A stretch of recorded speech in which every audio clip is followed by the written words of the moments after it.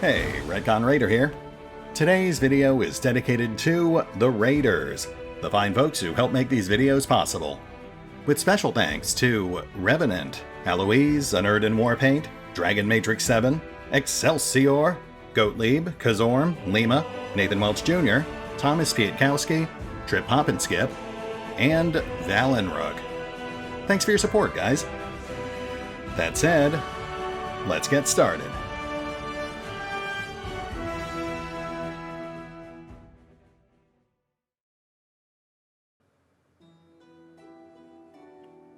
And welcome back to Pathfinder, Wrath of the Righteous. Now, we are just about ready to resume our march on Dresden. We tied up most of the remaining optional content last time around, but we still have to tackle our level up. Last time around, at level 7, I minimized this stuff to save time, but apparently there are a fair number of folks who'd like to see all those character build details.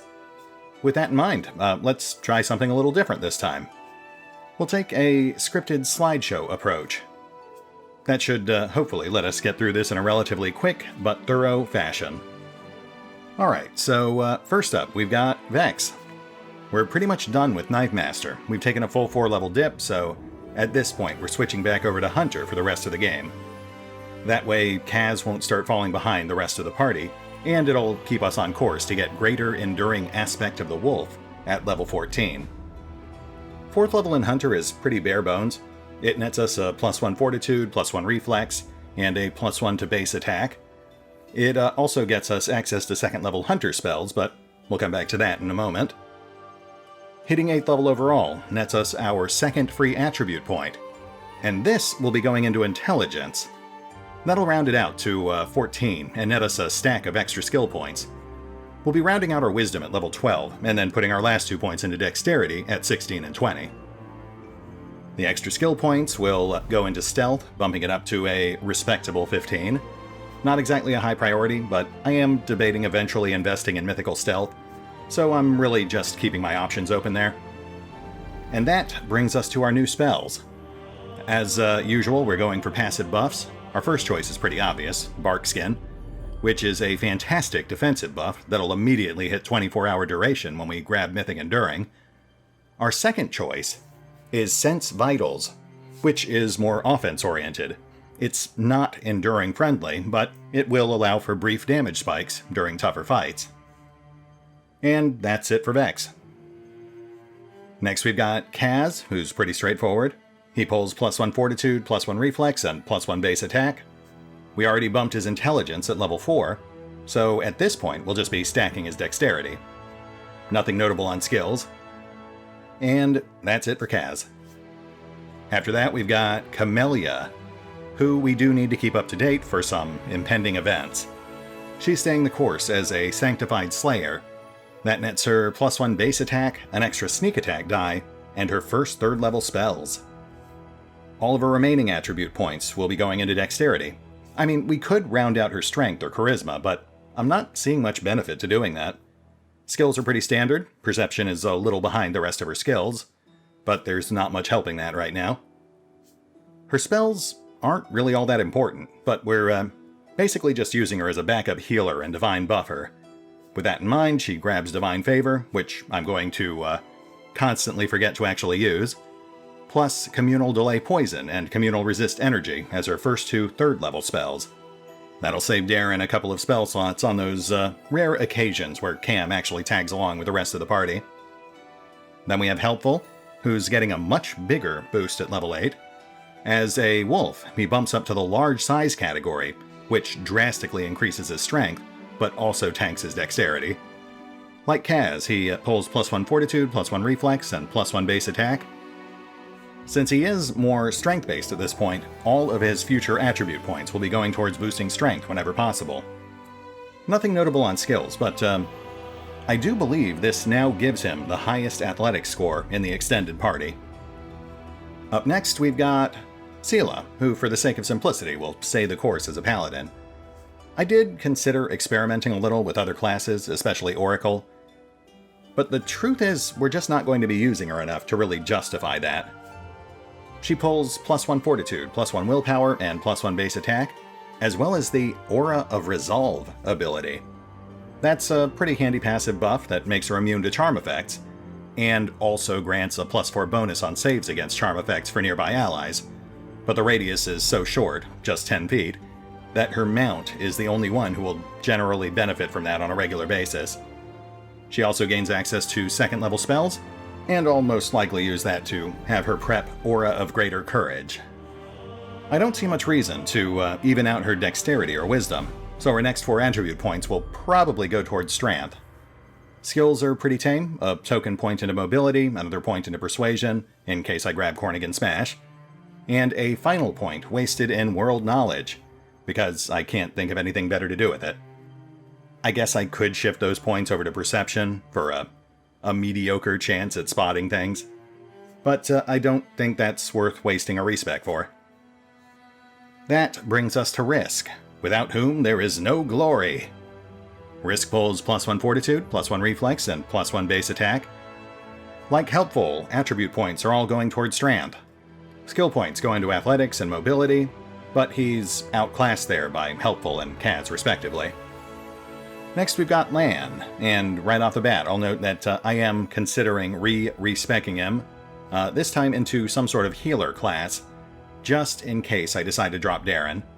I'm undecided on that. For now though, he sticks with Demon Slayer, which nets him another +1 to base attack. His attribute point goes into Wisdom, which rounds it out to a nice even 20. That pulls him an extra +1 to AC and will saves, and gives him some bonus spell slots. His next point will go towards Strength, and then after that I suppose Dexterity. His skills are already set, so not much to say there. As for Zorm, he's just as straightforward as the other animal companions. Again, he pulls +1 Fortitude, +1 Reflex, and +1 base attack. His size category goes up to Medium, which means his future attribute points will all go towards further stacking Strength. Skills are a little weird, because I'd actually like to dump Perception and get him invested in Persuasion instead. Raptors are unusual due to their exceptional Charisma score, and with Intimidating Prowess they can actually make pretty good use of Cornigan Smash. And possibly Dread Carnage? I'm not sure he can actually get all the prereqs for Carnage, but that is something I'll look into if and when I end up respecking Lan. Then we have Darren. Level 8 in Oracle nets him +1 willpower and +1 base attack, as well as access to 4th level spells. Most of his attribute points will go into Charisma, but he will have 1 extra floating point. I suppose I could use that to even out one of his other attributes, so that could theoretically net him extra carrying capacity, hit points, or skill points. I'm not sure which one's most important for him. Nothing notable on skills, those are all firmly established, but I do believe he's our most persuasive companion right now. He automatically gets Cure Critical Wounds and Restoration as his first 2 4th level spells, but we will round that out with Death Ward, which is always a nice spell to have on tap.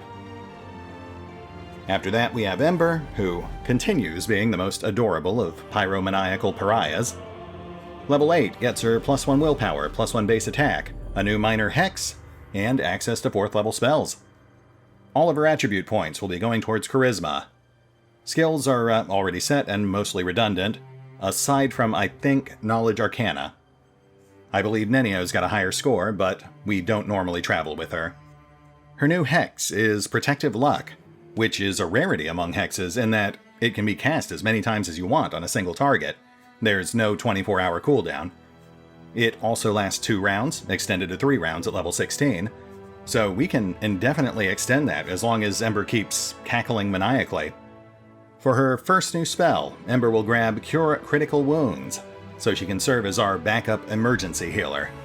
Dimension Door would also be nice, but that one's slightly less important right now, since we just found that wand of Mass Dimension Door. She also gets Controlled Fireball, thanks to her Fancy Pants magic ring. Waljif continues to be the most eldritch of scoundrels, which nets him +1 reflex and +1 base attack, as well as a free rogue talent. His attribute point goes towards evening out his dexterity. We'll also be evening out his constitution at some point. I just haven't decided exactly when we'll be doing that. I would also like to bump his intelligence up someday, so that we can even out his skills, which are decent, but a little all over the place. For his rogue talent, I decided to skip weapon-focused dagger, because I don't necessarily want to pigeonhole him on a single weapon type. He'll be able to select another weapon for finesse training at level 11, which will probably be short swords. I'd like to allow for mix and matching weapons without having to worry about specialization bonuses. Since that calls for slightly more universal feats, I ended up grabbing improved 2-weapon fighting instead. His new spells are largely a formality, since we can just buy scrolls for pretty much any spell we might need right now.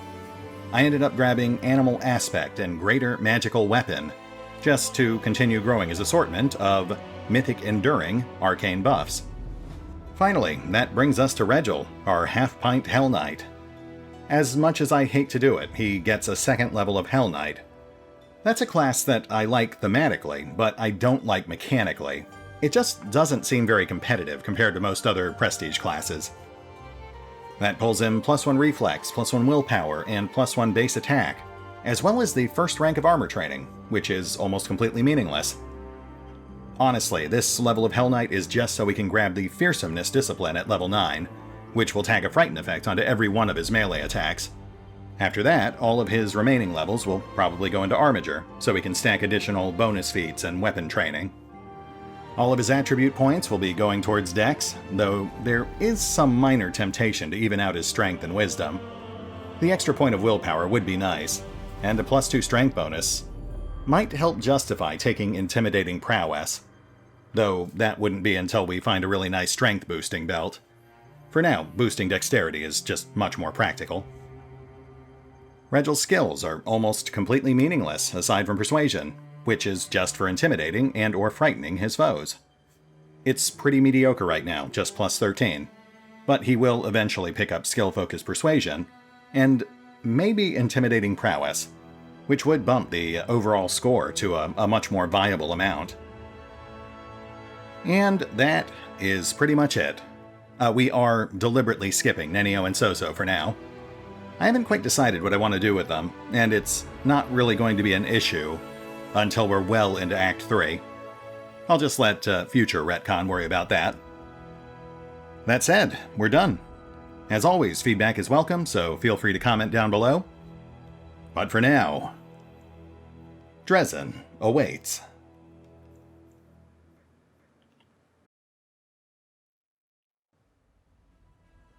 Okay, so we need to start chipping away at those last couple of fortresses.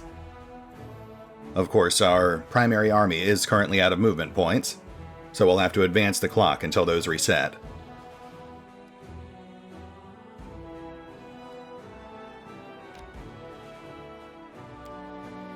Now we need to set up camp, which is fine, I planned for this. We need to reset our new spell slots anyway, to take our new levels into account. We'll go ahead and assign some Night Watchmen too.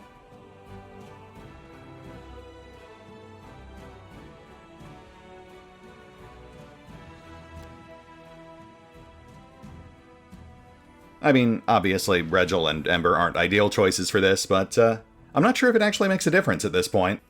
This is really just a formality until I can determine whether or not ambush events are still implemented.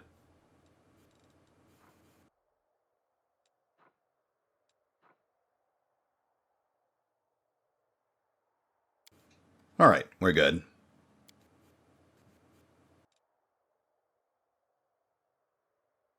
Saints typically die a most painful death. Are you prepared to accept that, in order for people to follow your teachings?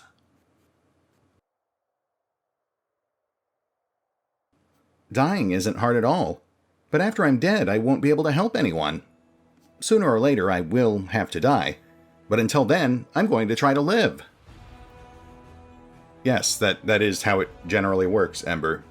You live until you die.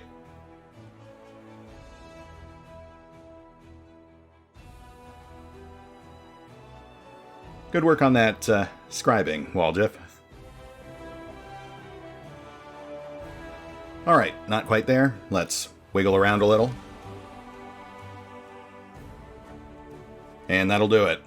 Moving up.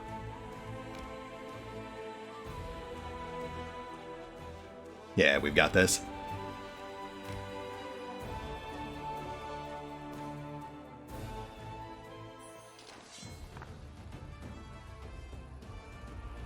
We'll need to trim the sharpshooters. The ghouls are dangerous, but they won't reach us for 2 rounds. And gargoyles are tanks, so let's nuke them. Oof, that was not nearly as effective as I hoped it would be.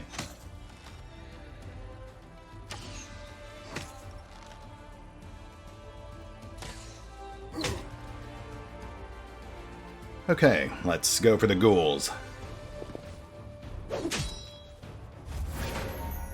Hey, nice.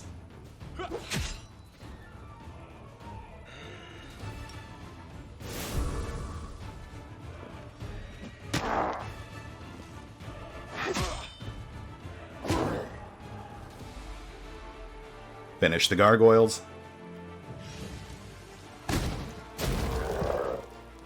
Thank you.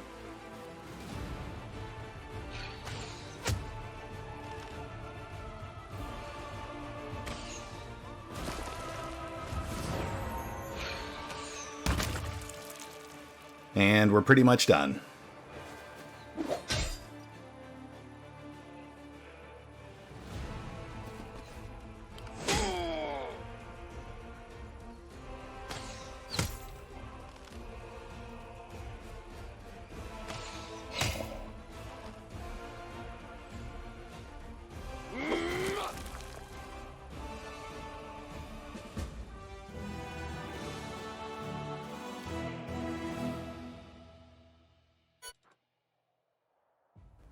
Our main camp's moved up.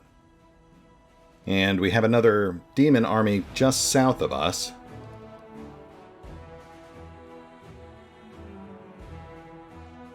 Yeah, let's take them out.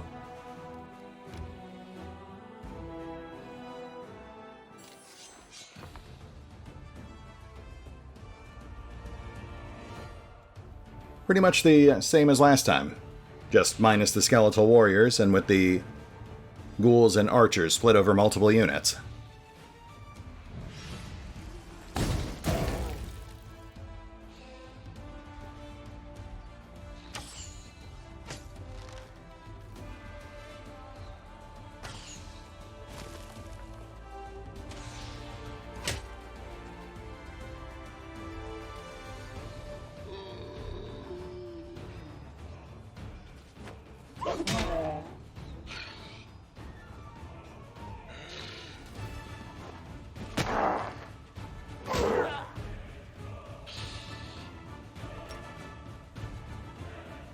Let's trim the ghouls. Lovely.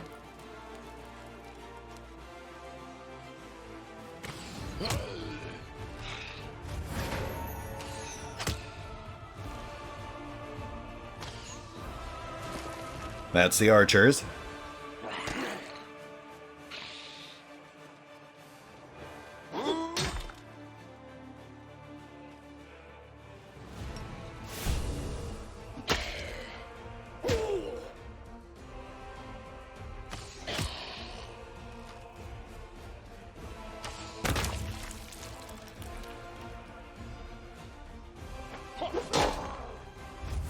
We'll just slowly beat the gargoyles to death. They're no threat, so no point in wasting magic.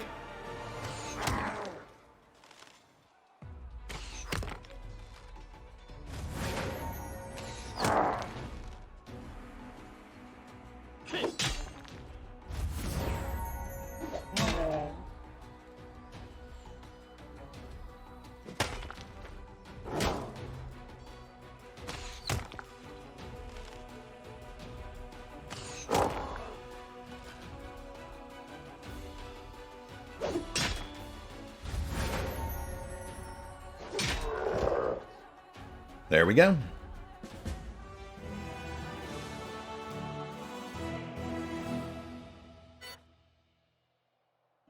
Soldiers came across a group of riders on fatigued horses.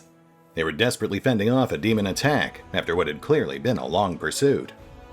The Crusaders slew the fiends and questioned the travelers. The riders turned out to be escaped prisoners from the demons' mines outside Dresden. They had killed their cultist guards and stolen the horses. According to them, their guards knew nothing of the commander's forces, so hopefully his offensive will catch Dresden unawares. Oh, hey. Looks like we got, I'm gonna guess, some mounted scouts from that. Having driven out the monsters, the Crusaders discovered that which had drawn their attention. Graves. During their retreat from the Lost Chapel, its last defenders stopped here to bury their comrades, whose wounds were too severe. The clerics can sense the gods' blessings on the ground, where their faithful warriors were laid to rest. Which I guess we're now harvesting? So that's cool. We also seem to have hit a dead end.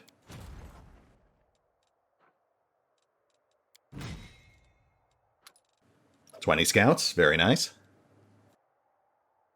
Mounted scouts are very weak, but eventually we'll be able to upgrade them into something more useful.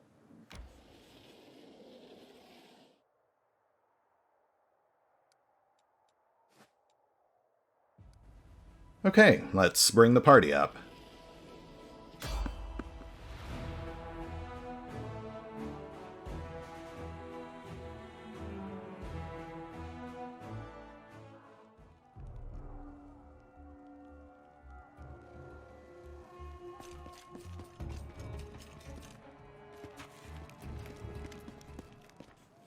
You wake up in the middle of the night to screams and the sound of battle. A moment later, Anevia bolts into the tent. "Commander, are you all right?" "Praise Desna. We're in trouble. The camp is under attack." Lan, bow in hand, is right behind her. "The fools! This is no war camp. It's a garden party. I warned them to watch the sky." "I'm sorry, what exactly is happening now?" "It's a complete mess. The camp is on fire. Winged beasts are attacking from the sky, trying to snatch our people away. We need to mount a defense, and quickly." "Who's attacking us?" "I don't know. I can't see anything in the dark. All I can say is they're attacking from the sky, not charging us from the ground." I got a closer look at them. I don't think they're demons, more like flying statues. At least their skin's like stone. Regular weapons are all but useless. The description sounds menacing, but you still have no idea who or what is attacking your camp. You're not even sure if they're demons or some other monsters. Alright, well, let's go bust some heads. We'll sort it out after. If only we knew what these mysterious winged statues were. If we had ever encountered something so strange, you'd think we'd remember it. But yeah, I think we're in pretty good shape here. Vex and Kaz are basically killing machines at this point. And, you know, Lan and Zorm aren't too shabby either. Let's do this.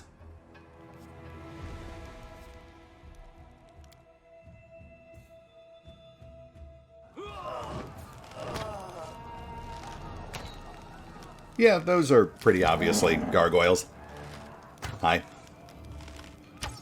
Not sure why they tried to obfuscate it.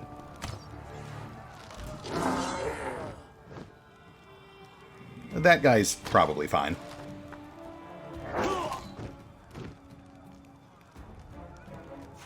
Can't target that guy yet.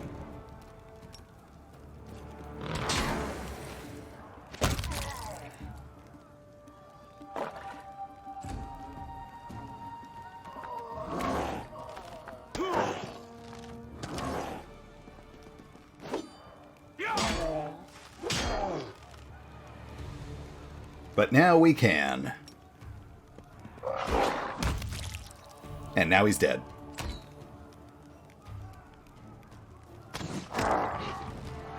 I'm sure I've said it before, but that is one thing I miss from Solasta and Baldur's Gate 3, is the verticality on the battlefield. It's awkward that we can't target enemies who are flying overhead, or who are still in the midst of landing, like that guy was.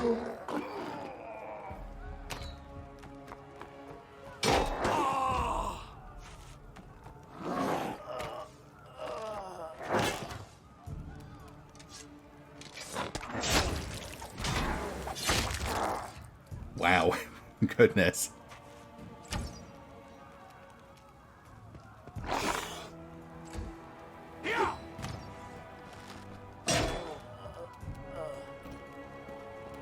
You've crossed the wrong mongrel.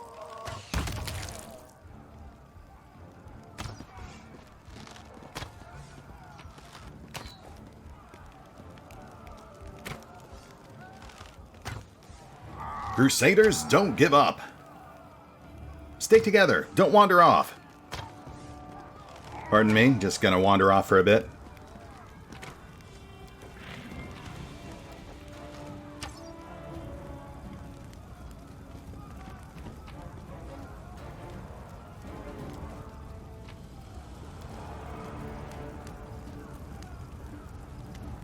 Nurah is panicking. She's running up and down, looking around frantically.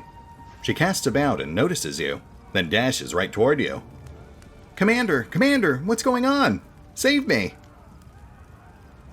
Nurah, I can't help but notice that everything's on fire, and you also have Alchemist's Fire on your belt.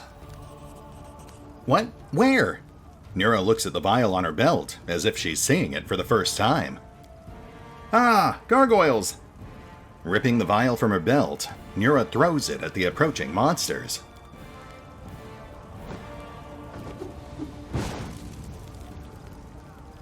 Nice shot. And she's gone. Well, technically she's right there, but she is definitely booking it.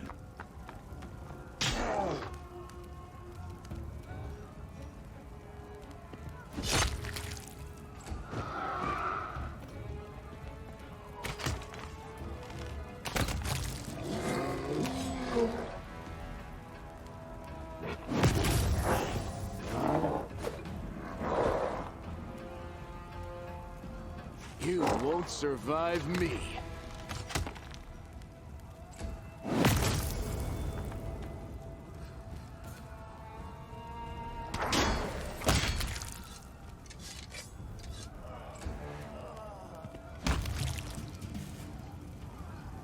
And now she's gone. But we will have words with her later. For now, let's figure out where the rest of our party got off to.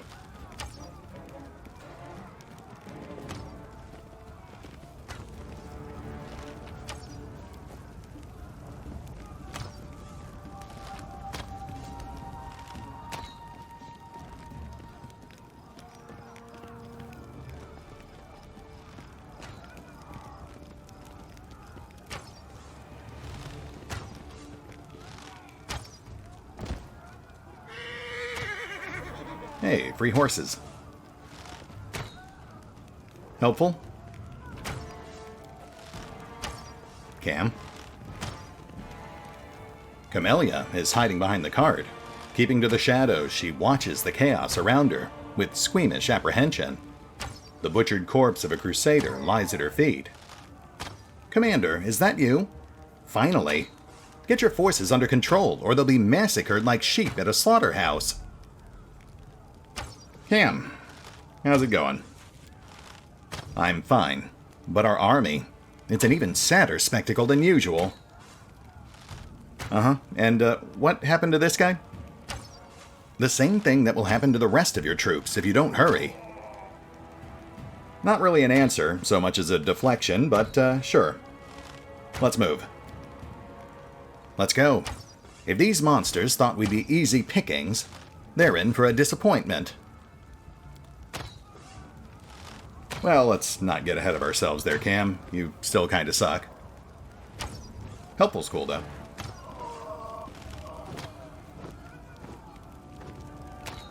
We're finished. Dead. Hey, that's stinking thinking. You're not dead yet.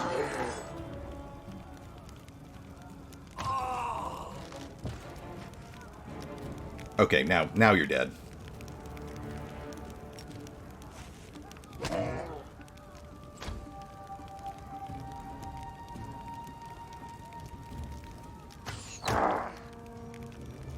But hey, death is a part of life.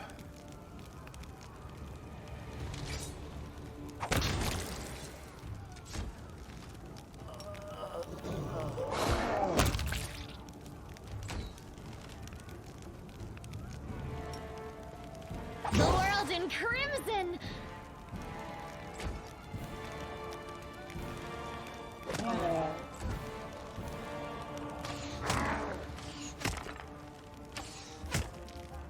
Come on, guys. You're embarrassing me.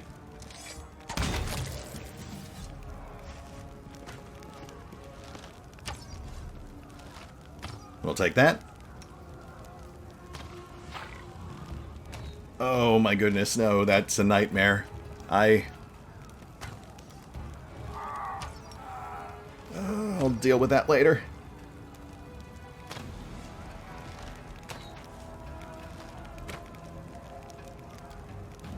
We ride.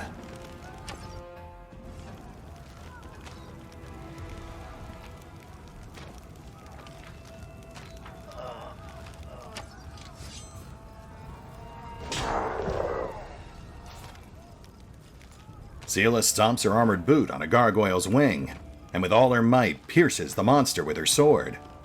Turning around, she yells to the soldiers, "Shit your pants over there? Come on, don't chicken out on us now. This is how we deal with them." Seela, you okay? I'm fine, but our soldiers are panicking, going down easily, not even putting up a fight. The veterans from Canabras are holding up all right, but the ones the Queen sent are greenhorns. A sorry sight. Come on, you apes. You want to live forever? The commander is here. We can fight. Let's stand up to these beasts. For the commander, for the queen, for Mendev. How about it, Seela? You up for some killing? Yes, Commander. They'll be sorry they ever came here. Well, I mean, they'll be dead, so they won't really be sorry about it, but yeah, that's the spirit. Rely on me.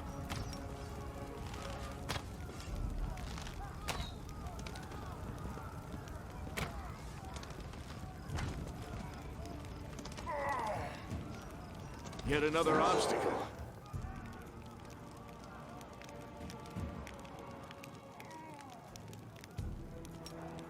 Into the fray.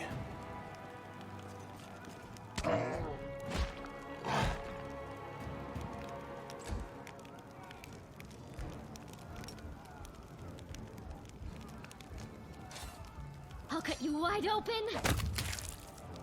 Hey, you killed the thing. Good for you.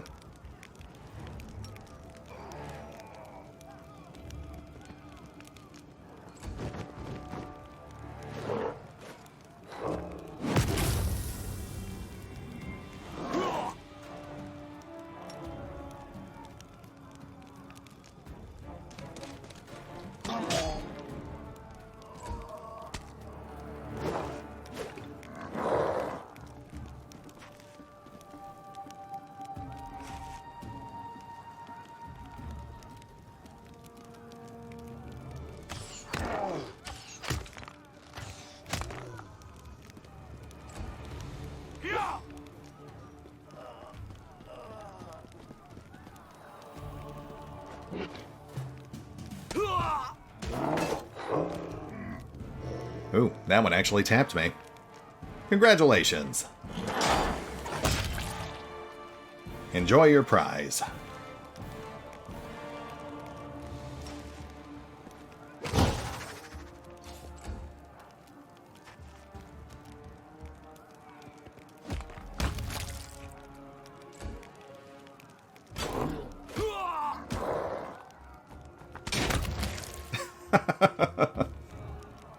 How'd that work out?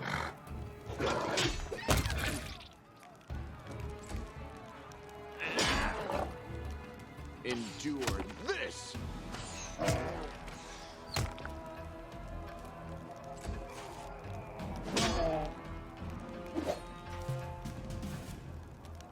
Oh boy.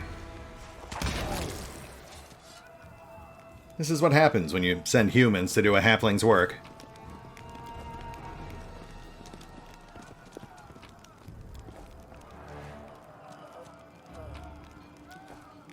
Ooh, helmet. Which we can't actually identify, but I'm sure that's fine. Go away.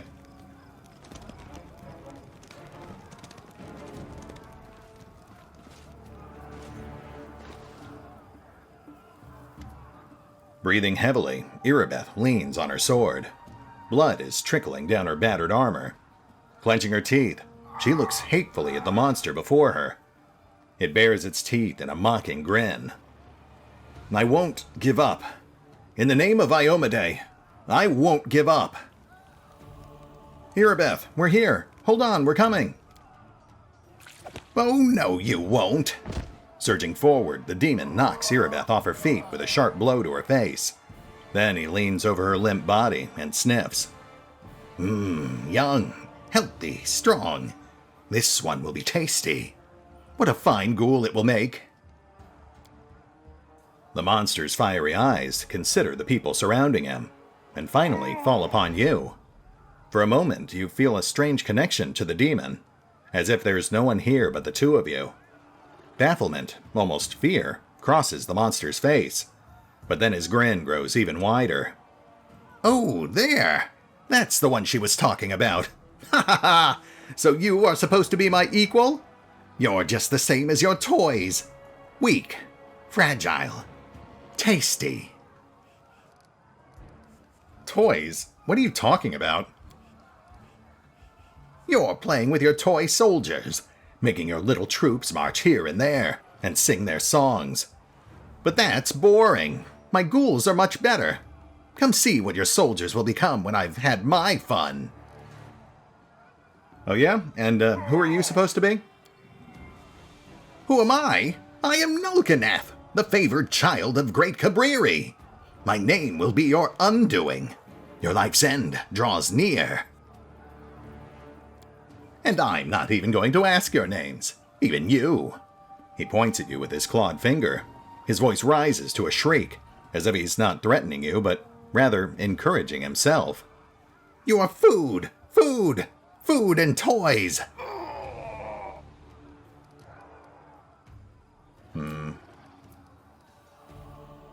Who told you about me? Ah, you don't even know. You know nothing. That's why you're so brave. Because you're so stupid. Stupid. Got your powers by accident. Can't understand anything. And now you're trying to act all brave for me. Perhaps you'll be unlucky enough to meet her. But I'll destroy you before that happens. But maybe I'll give her your skull. Didn't you just say we're equal? Not equal. Not equal. I earned my power. The Great Ones gave it to me. Yours is just an accident. I will suck it out of you, along with your life. It will be so tasty. But later. First, I will take your toys. He runs his paw over Irbeth's hair. Yeah? How you gonna do that after I hack off your limbs? Are you threatening me? You mortal? I am the stuff of your nightmares. Roll on the ground and shudder. Come on, I said shudder. Shudder! I'm gonna kill you now. I don't think so. A fortress on the mountain, where mortals once prayed to their little gods. The Lost Chapel, it's my nest now. Come see what happens to your soldiers when I play with them. Maybe you'll become one of my toys too.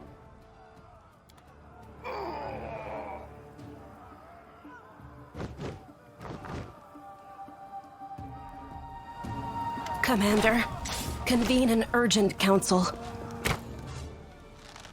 Anevia shoots an arrow at the monster as it flies away, and they both vanish into the black of night.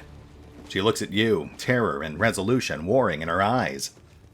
Before you can answer, she runs off to the camp headquarters.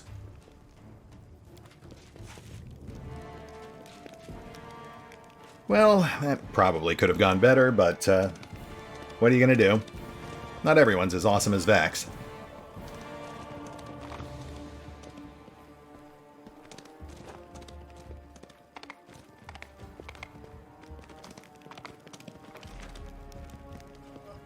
Alright, let's check in with Anevia.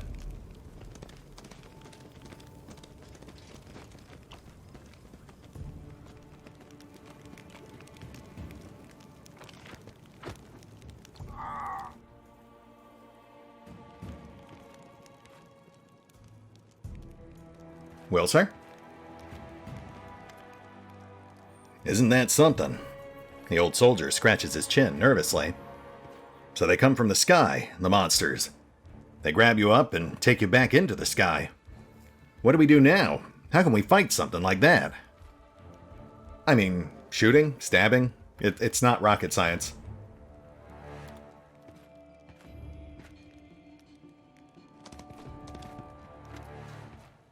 A pale Anevia paces up and down in front of the map.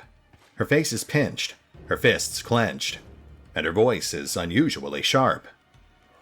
What's this fortress that scum was talking about? Where is it? Nurah taps her finger on the map. Here, the Lost Chapel. Our scouts reported that there was trouble brewing there, but this... Who'd the monsters get? Irabeth and 24 soldiers, both recruits and veterans. Half our squad was taken too. We're all that's left. One of your companions, a tiefling, Waljif, I think. I last saw him running from the camp, but there were no monsters chasing him. I don't want to badmouth anyone, but I think he disappeared of his own free will. I am very sorry.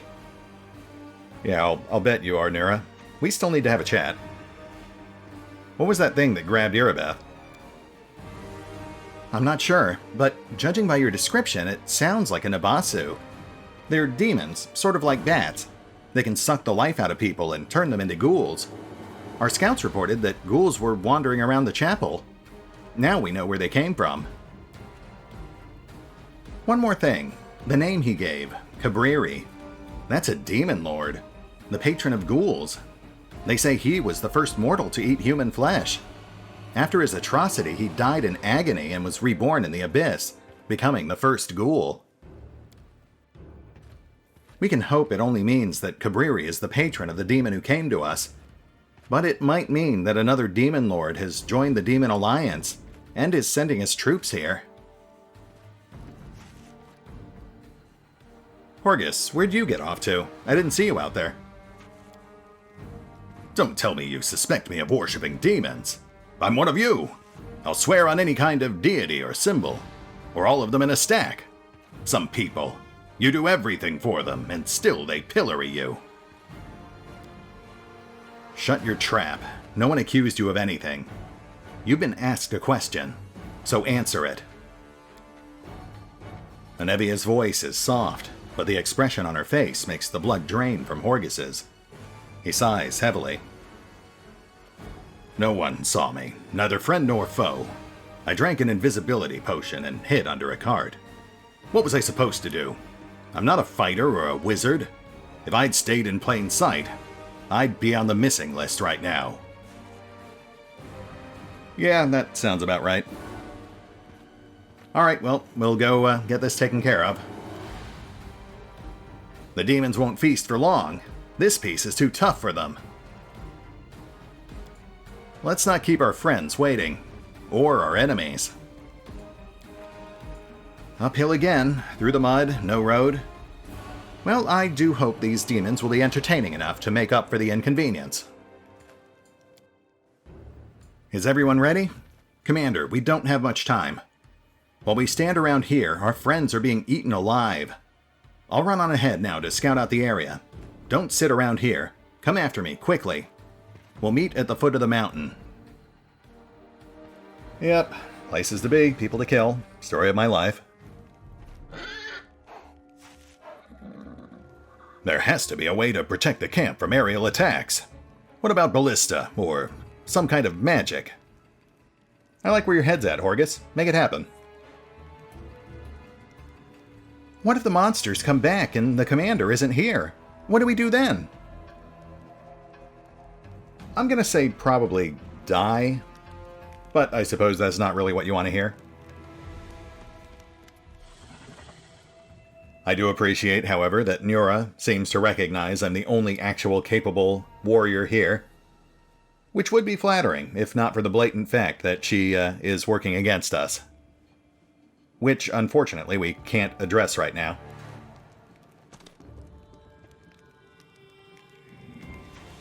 Alright, folks.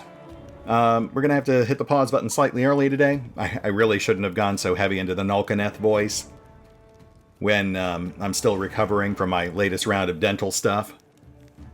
But it's cool. I'm pretty sure the next episode's like 90% combat. That said, we will hit the pause button for now. I'll take care of some off-screen bookkeeping real quick. And we will pick up here next time, as we set off in hot pursuit of the fiend, Nulkineth.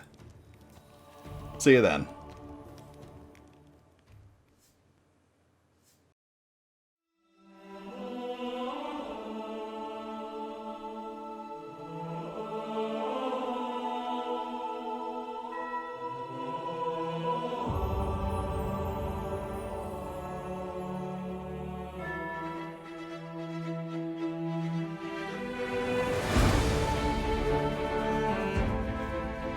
Oh, and remember, although I do love playing Pathfinder, Wrath of the Righteous, you can find out more about the game by visiting the official website, the official social media feeds, or the official store pages.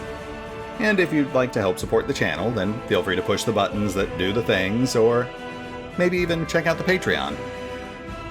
Links are in the description. Yet another obstacle.